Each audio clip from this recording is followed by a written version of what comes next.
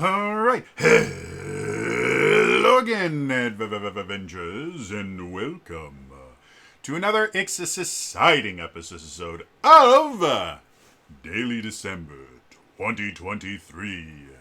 Today is day 22. So, today,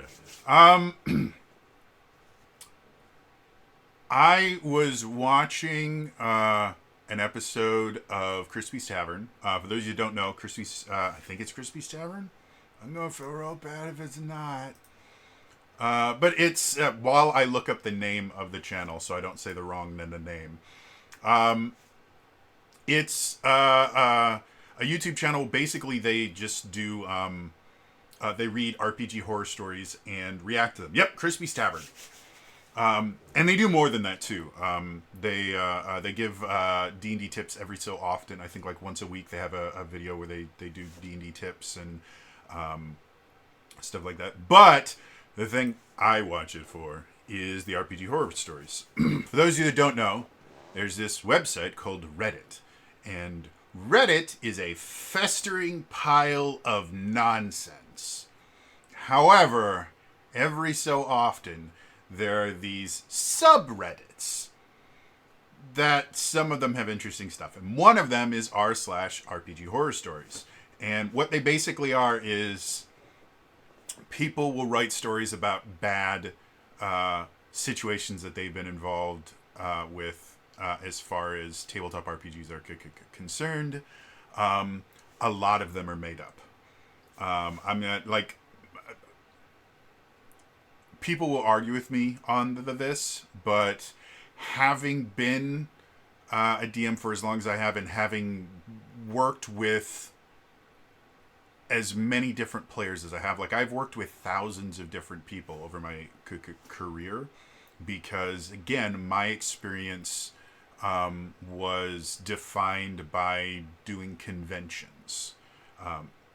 And so I've played with, like I said, I know it's over 1,000. I've never actually sat down and tried to figure out exactly how many different people I've played with, but it's well over 1,000. And you don't just play games at a convention when you're there. Like, you share stories and you get to know people, and everybody has an RPG horror story. But some of the stuff that these people describe, in all the people that I've talked to, I've never heard anything remotely similar to these things happening. It's not to say that every single one of them is absolutely false or anything, but a lot of the crazier ones where you sit there going, how is this even possible? They're completely fictionalized. And they're done for Reddit karma. That being said, Crispy has a really good format that they follow and a good delivery, and I like their stuff. So if you want kind of a curated list of RPG horror stories, check out Crispy stuff. By the way, Crispy has no idea who I am. We have never spoken. We've never interacted. This is not, I don't know the person. I admire the stuff that he creates, or that they create. That being said, there was one of the ones I was listening to. They were talking about a player that simply wasn't playing well with others, and basically the player was one of those people. Is just like, well, why would my character want to do this? I don't understand. And the thing with RPG horror stories is after you write them on Reddit. By the way, I have not been able to eat much today, so I am supplementing my inability to eat with sugar and protein and some vitamins and minerals, but mostly sugar and protein. So one of the things that happens to the RPG horror stories is you'll have all of these people in the subreddit commenting and telling you how to fix it, and 99% of the time it's kick the person out. They are toxic, which is rarely, if ever, the correct solution. But the most common response, because this is a running theme in RPG horror stories in general, is the idea of, well, why would my character want to do this? It doesn't make sense. There's no reason for my character. You always hear about these people, and these people do exist. I have actually interacted with them, but they are relatively rare. And the response tends to be, well, that's the player's fault because they need to create a character that's willing to go on an adventure. It's not your job as the DM to rewrite your entire story just so that they feel special. And from my own experience running tons and tons of games, that is the wrong answer. In probably about 60 or 70% of situations where you're dealing with a player like that. There are players that are basically just contrarians. And if you've never heard the word contrarian, a contrarian is basically someone that will actively take whatever the unpopular opinion is and make it their own. So contrarians can be things like in the tabletop RPG world, we find a lot of contrarians that are basically, D&D is the worst game ever. It has completely ruined everything in the tabletop RPG space. That's a contrarian opinion. Simply because it is the most popular, it is automatically the most evil. It is the worst. Now, does that mean D&D is perfect? Absolutely not. There's lots of problems with D&D. There's lots of problems with D&D 5th edition. However, it's a remarkably good system, and it's the most popular system in the world for a reason, for multiple reasons. One of those is it was the first, and it's had the largest market share since its inception. One of the other reasons is it's actually a well-designed system. It allows for a lot of creativity, a lot of customizability without bogging people down with rules. It's a remarkably nice system. Again, not perfect. But you will have players that basically take this contrarian role specifically as it applies to the DM. Anything the DM says, they will take the opposite approach. Or if the party has a consensus, they will be the one that decides a gig against it. And there's a lot of reasons why someone might do this. One of the more popular ones is the idea that, well, I don't want my DM to railroad me. And so if the DM is dropping hints, that means they're trying to railroad me, and therefore I won't allow them. But a lot of contrarians tend to come from a player versus GM mentality, which I've mentioned in other videos before. Player versus GM is not inherently bad or evil. If everybody at your table is good with that kind of relationship, it can actually be a lot of fun, because D&D basically becomes kind of a chess match where you're both throwing puzzles at each other and trying to see who can be more clever. And that can be a lot of fun, but that will a lot of times force the narrative to take a bit of a backseat to making sure that you're one-upping the other party, and it can lead to some very antagonistic moments. If someone is playing in a GM versus player mentality game and they don't want that, or they've never been given the choice, where they've just kind of been told that, yes, this is how it works, they can very quickly develop a contrarian play style and become the, well, I don't know why my character would do this. You haven't given me any reason to. And again, that is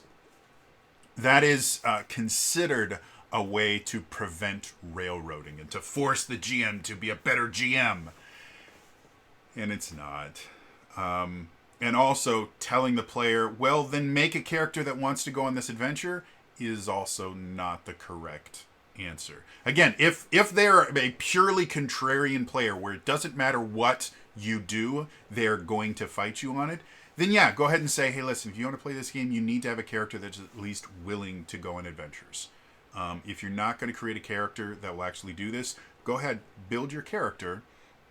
And every couple of months, I will send you an email about the boring shit that your character did while everybody else was off having adventures. So, however, something that I've seen talked about somewhat, and again, the interesting thing about D&D advice on YouTube or on the internet in general is it's almost exclusively written by DMs. And what I mean by that is players generally don't make content about D&D. It's almost always DMs and GMs that are doing it because they simply understand the system in a larger capacity. Does that mean that if you're just a player you can't understand, D&D or Fabula Ultima? No, not in any way, shape, or form. However, as part of being a GM, you are required to understand more than just the player options. You have to understand the system as a whole. You have to understand the checks and balances built into the system because you're the one that gets to approve homebrew. You're the one that gets to create new monsters and create challenges. It does it does require you to know the game a little bit better.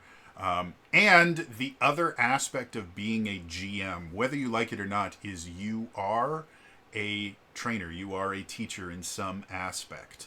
It doesn't matter if you've had the same group of players your entire life and you've been playing the same second edition game your entire life. The GM is generally going to be the one that introduces new ideas. And in order to introduce a new idea, you have to teach it to other people. So combine that with, pretty good knowledge and the fact that you already have this kind of instructional role, it makes sense that the people that are going to be passionate enough to make YouTube videos, like this one, are going to be GMs. However, that does mean that the advice you're going to get online is going to be heavily skewed to being from the GM perspective. And the most trusted voices in the tabletop RPG space are all GMs. I mean, really look at it. Matt Mercer, Matt Colville, Mark Holmes, Brennan, what's Brennan's last name? I can't remember Brennan's last name, but he does stuff with Dimension 20, and he's super awesome, and it has nothing to do with him and everything to do with the fact that my brain doesn't work. Abria, that again, I can't remember. I feel really bad. But think about the people that when you're having like a tabletop RPG convention or panel or something, think about like the all-stars that you want to hear from. They're all exclusively dungeon masters. Even when you go to Wizards of the Coast, Chris Perkins is a dungeon master. Jeremy Crawford is a dungeon master. Almost all of the information we get is going to almost entirely be from a dungeon master's perspective. So this particular problem where you have a player that just is saying, well, why would my character want to do this? What's my motivation? We're getting all of the answers from the game masters.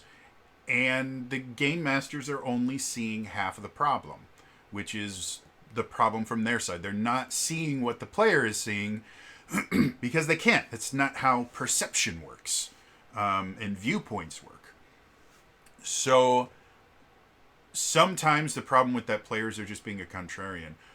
Other times, and I see this a lot, especially at the beginning of a campaign, when a GM has an idea for a campaign, 9 times out of 10, unless they're doing a truly sandbox campaign, and even then, a lot of times they already have the first anywhere from like 2 or 3 all the way up to like 6 or 7 sessions already planned. I'm not saying that you're railroaded through this entire thing. I'm saying that in order to start a new campaign, you do create some initial encounters, whether they're combat or social or environmental, whatever you want. You'll make a few encounters. You will kind of create the overarching plot that you want to deal with. And in order to get people into the world, you will have some ideas about where you want them to go.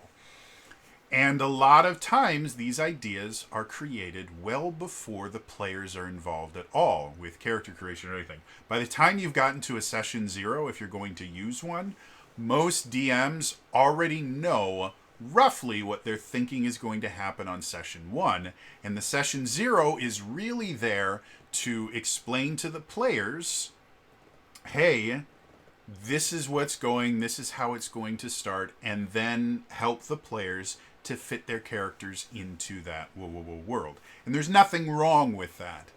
However, because of that, if a player creates a character that is very much outside of what your initial plan was, it can cause some issues with the call to adventure. And the call to adventure, you can call it a player hook, you can call it a lot of different things, but it's the reason that the players are there. And that's where you can start coming up with this problem of, well, I don't know why my character would do this. They have no motivation. It goes against what they would want to do. And so you have a bunch of GMs that have just spent hours upon hours upon hours creating this really interesting thing.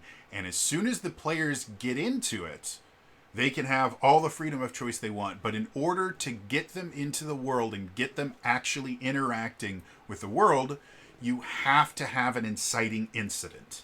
One of my favorite descriptions of theater in general came from I think the course was like Theater History 101 or something like that. It was an entry level course that was designed for. It was designed as an art elective.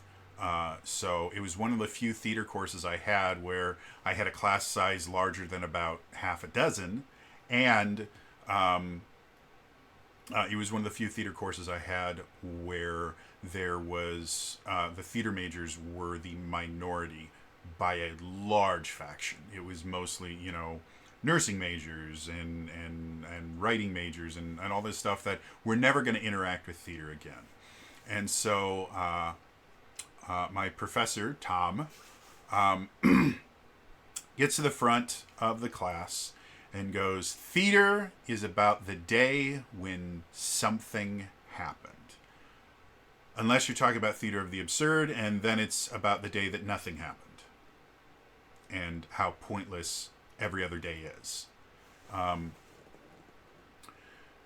forget the thing about the theater of the absurd. That's a joke just for theater majors. But that is kind of the point of theater and stories in general. Is a story is about the day that something happened. And that's what RPG campaigns are about as well. They're about the day that something happened. And we call that the inciting incident. And so you have this idea of, well, this is kind of the overarching story I'm thinking about. And this is what we're going to do. And you have to get them to interact with that overarching story. Again, as soon as they interact with it and they're aware of it, they can do whatever they want, and that can be fine. Or you may have a very linear story. It depends on how you GM. But to get them to that point, you kind of have to shoehorn them in. That's one of the reasons why, okay, You're All in a Tavern is such a popular way to start, because it is an extremely easy way to bring all the characters together and then give them a single motivating aspect. A lot of times, that single motivating aspect is, here, this is a person who is going to give you money to do something for them. It's the most common thing in the world. And especially if you look at like old school D&D, I'm talking like original D&D, your experience was tied to the amount of gold that you found. So the idea of an adventurer being very money motivated is something that has always existed in the Dungeons and Dragons. And so a lot of GMs think that that's a perfectly fine way to motivate their players, is just put some money in front of them. Money makes the world go round. Money lets you buy better equipment. Depending on your setting, it might let you buy magic items and do lots of really cool stuff. Money is very, very important. This This video brought to you by capitalism. It's everywhere. Get used to it. Sorry.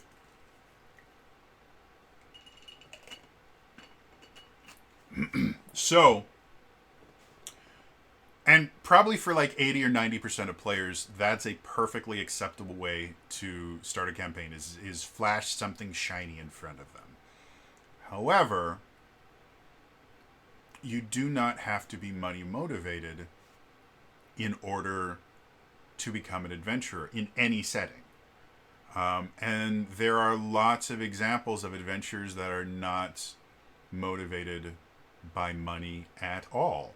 None of them are part of Acquisitions Incorporated, but they do exist. I mean, if you think of really popular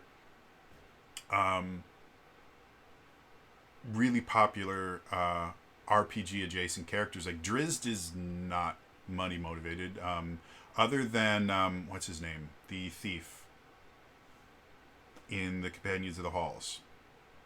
Starts with an R. Some in the comments down below, tell me the halfling thief that goes around with Drizzt. I can't remember his name, but it starts with an R. He's relatively motivated by money and shiny things, but he's a rogue. It's kind of their thing. If you look at... God, I cannot remember anyone's name right now. I'm going to look up these names because it's going to piss me off. Companions of the Hall. There we go. Names. Brunner. Brunner, dwarf, cool character, but his motivation lies in pretty heavily with Gauntlgrim and, you know, his family. Regis, that's his name. Regis. And, I mean, if you can look at things like, look at Vox Machina or the Mighty Nine, very few of them were hyper money focused. Caleb and Not had a money motivation in the beginning, and their motivations changed.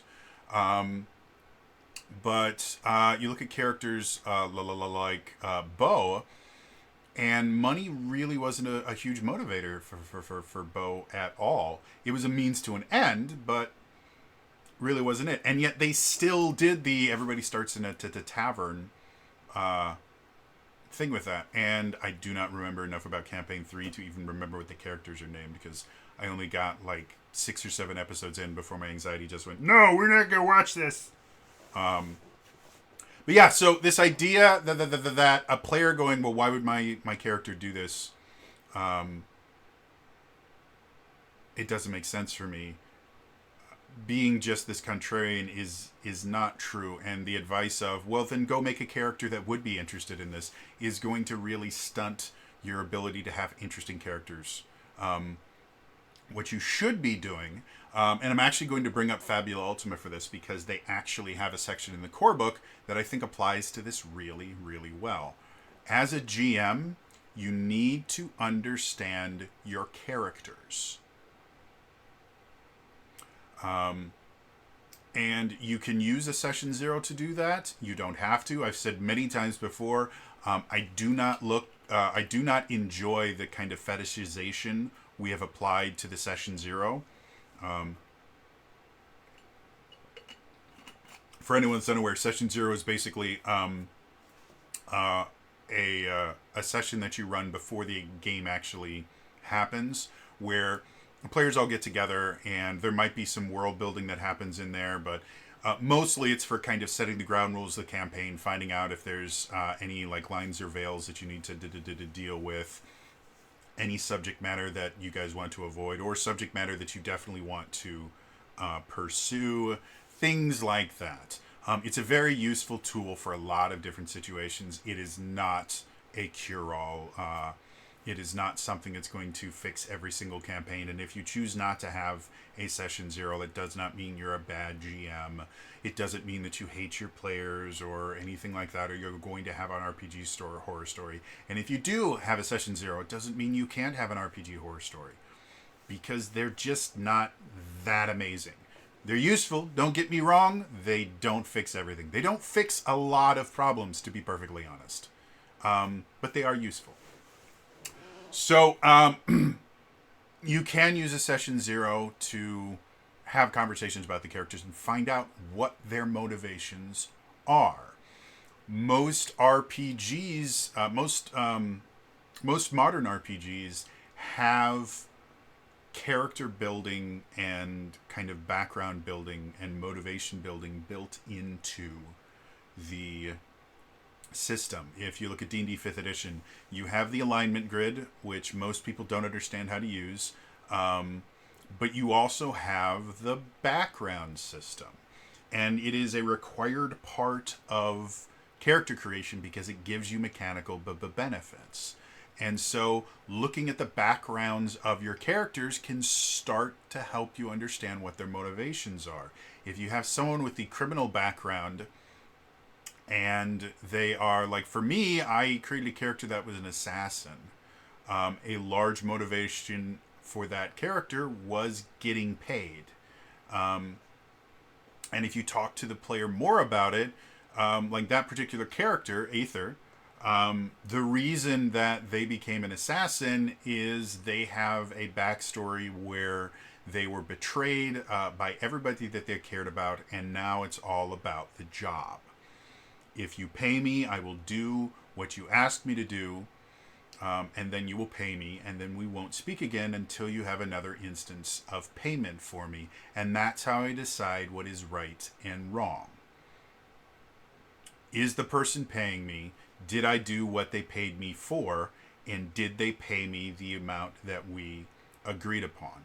That was the entire motivation for this character.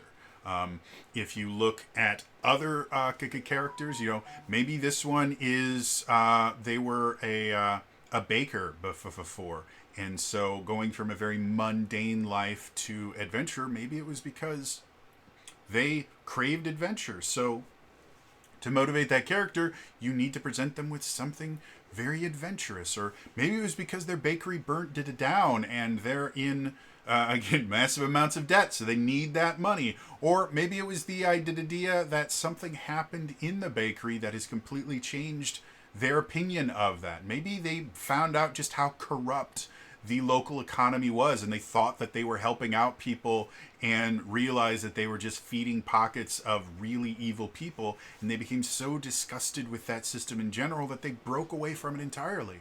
And so that character is going to be motivated highly by the idea of doing good, or fighting corruption. All of these things you can glean just from looking at their backstory. Now, something that Fabula Ultima does exceptionally well, in the Game Master section on page 248, they have a section called Character Classes. And I mentioned this in my Fabula Ultima Discovering New Dragons, in the section on how to be a Game Master in it. I mentioned the Character Classes section because it's really, really good advice. What it does is it takes every single character class and it talks about kind of the power fantasy that's built into that class. Now, Fabula Ultima is interesting in the idea that every player character is a mixture of a minimum of 2 classes, and can be up to 3 classes at level 5, which is where uses start. And as they level up, they can have a lot more. I think they can have up to maybe, I think it's 6, depending on how you build a character. So each one of these classes is only going to be a little part of what their character is. But it does discuss things like Arcanists. Arcanists are basically the summoners. For Arcanist, Arcana should play an important role in the setting. Perhaps a cult or religious empire worships them, or they're seen as proof of noble lineage. The second point, spend some time thinking up the kind of quest or trial required to bind each arcanum. These should be tied to the Arcanum's power and concept. For instance, binding the tower might require sacrificing something dear in order to protect others. Next point, creating a new arcana in addition to the ones presented in this book, using those as a guideline. Or create new arcana. If the arcanist is also a lore master or comes from a long line of summoners, you should create these new arcana together with the player. And the final one, an arcanist's progress is based upon encountering new arcana. Keep this in mind and make sure they get chances to do so. So, when you're looking just at the arcanist is all about kind of summoning and invoking these very powerful beings. And so, in order to motivate an arcanist, they need, like, the fact that they are summoners should be something that's unique, and the fact that they can control these powerful creatures, it should be something that exists in the world, and it should make them feel important. The fact that getting an Arcanum is not like, finding Pokemon where you just throw a ball at them and then they're yours. You have to prove yourself. You have to overcome some kind of trial to do it. Means that the Arcanist is motivated to kind of push above and beyond and be heavily invested in the story, because any part of the story might turn out to be something important to the thing that's important to their character, which is binding more of these creatures and using their abilities. And each time they find a new Arcanum and they're able to bind it, they become more powerful. They don't have to level up. They don't have to take a new skill level or, do something like that. They simply gain more power. And so, and that's just one example. They do this for every single class. And I think it is a wonderful tool for GMs to use to avoid that, well, why would my character do this? I don't understand. You do need to take the time to get to know your players' characters. You need to understand what motivates them.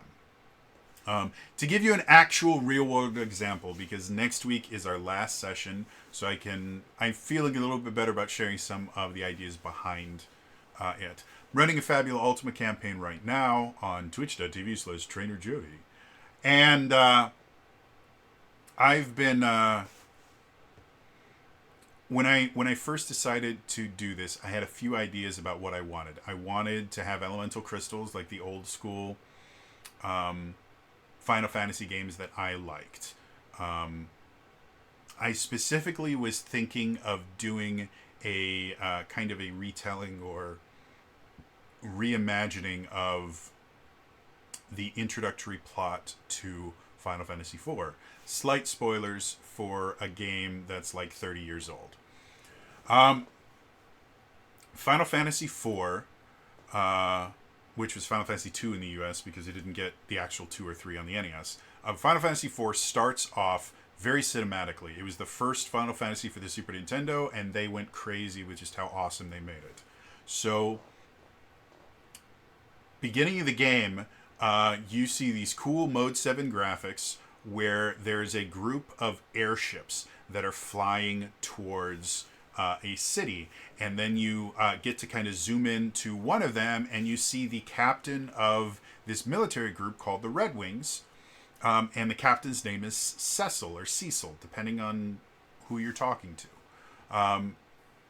And Cecil, which is how I always pronounced it, Cecil was a Dark Knight. So someone that, not generally considered a great job choice. You have to touch this inner darkness and you sacrifice some of your life to kill other things. Like, it's a real dark kind of thing. You don't find out much about why he's a Dark Knight at first, but you do find out about him. Some monsters attack. He's able to wipe them out very easily. One of his troops gets hurt. He goes over to protect them. He's a decent person. They land, and you find out that they're there to take a crystal from this city called Mysidia. And in order to do it, they go and kill a bunch of people Now, Mysidia is a town of mages. Mages are very powerful. They're a town of black mages, specifically. So they're the kind of magic users that can just hurl fireballs and lightning bolts at you. And they don't put any resistance up, and he basically kills a bunch of innocent people to steal his crystal, goes back to his king, and has a bit of a crisis of faith where he goes, hey, you know how you said that these were super dangerous people and we had to take the crystal away from them so that they didn't hurt us? Well, they didn't fight, and it kind of felt like I was killing innocent people. And the king freaks out, goes, traitor! Now you've been removed from command, and you're going to go deliver this ring to these people way over here that's definitely not explosive and is going to murder a bunch of people. Don't think about that at all. I don't even know why I said it. And that's how the story starts, is basically Cecil has to kind of figure out what's going on here, and has to kind of deal with this idea because he became a Dark Knight at the king's request because they're very powerful. And so he has to kind of deal with this idea of the person that I trusted doesn't seem to be the same person that I trusted, or maybe I've misplaced my trust here. And that kind of fuels the rest of the game, and it's a really good game. And the story, even compared to modern stories now, the story itself is actually really good. The way that they tell it is dated because that was the limitations of the system, but the story itself, really cool. So I was thinking that it would be interesting to have all of the players basically be kind of brought together to remove one of these elemental crystals from a nation that had become dangerous because of what they were doing for the crystal. That was the initial plan. Had my session 0, we started building the world, which is a uniquely Fabula Ultima thing that I may take to every other game I ever run because it was massively fun. We start building the world, we start building the things, and overall my idea for how this is going to work is still working pretty well. And then they start creating their characters and kind of coming up with motivations and things like that. And I start realizing that that's not really going to work because not all of these characters would be motivated by that kind of loyalty that is required to do something that you know is wrong. So I started changing things, and eventually the motivations that I got for these various things is I played to the character's strengths. And I had individual meetings with, I think, every single person after the session 0, because we had to finish things like we had to design an arcana for one of the, or two of the players actually. We had we had to build a companion for one of them, and then two of them weren't able to make the session 0, so we had to build the entirety of their characters. So what I ended up doing is I started looking at what things motivated them the most. One of the characters is highly motivated, and that's one of the nice things about Fabula Ultima is part of the character creation process is choosing a theme for your character, and so you can use that theme as a way to do that. But in other systems, you have backgrounds or other things that'll give you an idea. And so one of the characters was highly motivated by revenge, and specifically the idea of I need more power so I can take my revenge. So my kind of hook for him was, hey, this particular character might have a secret that will make you more powerful. Another character is very much motivated by kind of proving their worth to an authority figure. And so for them, I just had to say, hey, if you want to prove your worth, you need to go over here and find this particular character and get them to join us. Another one was just very much built on the idea of exploration and discovery and learning. And so I set the entire mini campaign in a place that no one had explored before. And then another one was all about protecting people. And so I put them in a situation where people would be in danger, and they would have the ability to protect people, and that was enough motivation for them. And the final person just likes adventure. And so all I had to do is put them in a situation where they were going to be experiencing things that they hadn't experienced before. Again, a place that no one had been able to explore before. And so none of the characters felt shoehorned into this, because despite the fact that the plot for this is basically, hey, you've been put in this very dangerous place that if you stay too long, you're going to die. And the reason that you're there may turn into a world-ending catastrophe. That's not going to motivate all of them. So I had to put little other things of, well, yeah, there's a world-ending catastrophe, but if you stop the world-ending catastrophe, you might become more powerful. Or, hey, yeah, there's a world-ending catastrophe, but it's also in a place that no one's ever been before, and there's lots of cool robots. So yeah, doing that will almost assuredly make sure that you never have to deal with, well, I don't know why my character would be doing this. It doesn't make sense for them. Does that mean that it's the GM's job to give? No. Players need to come up with characters that have interesting and unique enough motivations that they can be motivated. That is one thing. GMs have to pick up the other half of the slack of, if your players are going to create characters with motivations, you need to, first of all, learn what those motivations are, and then you also have to use those motivations. Now, does that mean that every single character has to always be motivated every single time? No. Once they've had the inciting incident, once they've done something together, most players are fine with the idea of, I'm going to stick with this group because we've been through something together. So you don't have to constantly write 7 different hooks for each session or anything like that. But the inciting incident needs to play into all of your players' motivations. And it's really not an incredibly complex thing. Again,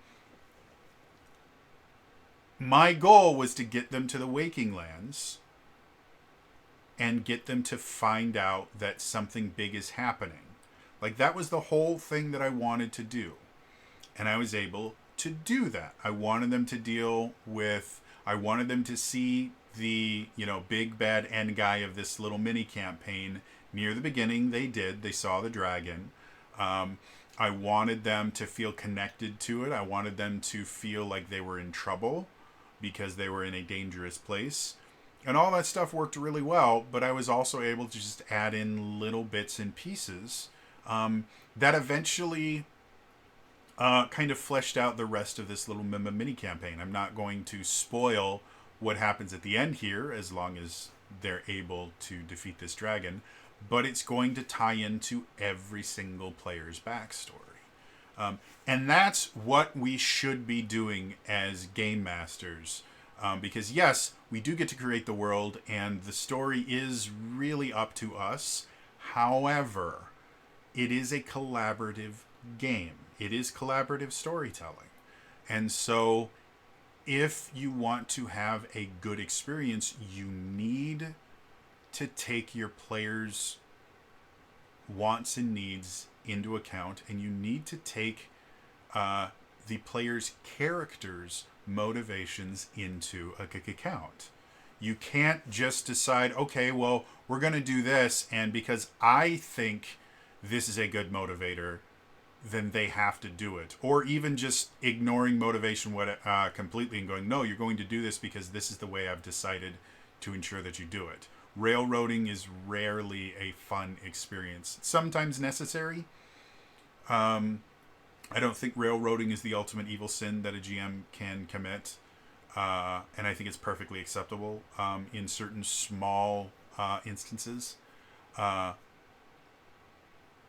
for your inciting incident, for your first kind of plot line for your campaign, you really do need to come up with a way to actually use the characters' motivations to get them interested. Otherwise, you are going to get players that are like, well, I don't know why my character would be doing this. It doesn't make sense. And that can be really frustrating, especially if you have spent a lot of time creating a very interesting character and it seems like the GM just ignored it for the start of the campaign. This is going to be their first experience. A lot of times, the start of a new campaign, this is going to be their first experience playing with you at all. And even if it's not, this is going to be their first experience of this particular campaign. It's going to be their first experience playing these particular characters. It's going to be their first experience dealing with this particular party dynamic. And if the first experience that they have, the first impression of this campaign is your character is secondary to my story, you are going to start on a relationship based on belittlement. I'm more important than you and my ideas are better than yours. Again, doesn't mean that you are slaves to your players. I'm not a believer in the idea that GMs always have to do everything that their players want them to do. I don't think that's really interesting or fun storytelling in any way, shape, or form. But again, this is a group game. One person doesn't get to be the be-all, end-all of everything. Everybody gets a chance to shine, including the GM. Anyway, I just wanted to talk about that. It's going to take me at least a few days before I can start doing my Designing New Dragons for 13th Age. So, and again, Crispy's Tavern had that really great of a video. I don't know if it was today's video or it was one from a few days ago, because again, time is hard for me. But yeah. Anyway, that's all for me today. Yeah, as always, like, subscribe, all that YouTubers stuff, and yeah. In the comments down below, just for anyone that actually stays long enough to listen to me ramble, in the comments down below, can you remember a time where either the GM is just completely disregarded the motivations for your character, or the GM has done a really good job at using those motivations to actually motivate your character? Let me know in the comments down below. Otherwise, again, that's all for me today. I'll see you guys next time. All right? Bye-bye.